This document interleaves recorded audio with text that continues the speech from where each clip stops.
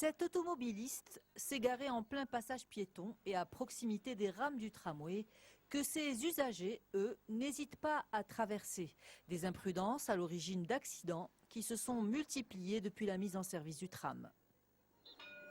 Nous avons environ 6 accidents ou accrochages par mois et dans 100% des cas, c'est une violation de l'espace tramway. C'est-à-dire que soit les automobilistes, surtout, traversent au feu rouge ou traversent là où il y a les passages piétons, ou alors sont des piétons qui marchent sur la voie tramway et qu'on n'arrive pas, qui n'entendent pas le gong, qu'on n'arrive pas à éviter, ou des cyclomoteurs, des motos qui traversent aussi le tramway.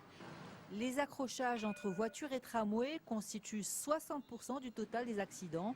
Les piétons et les motocyclistes, eux, en provoquent 40%. J'ai été témoin de 2 accidents de la circulation. Les voitures essaient de doubler. Comme la voie est plus étroite, il y a des accrochages, sans compter les automobilistes qui traversent la voie du tramway et qui le percutent.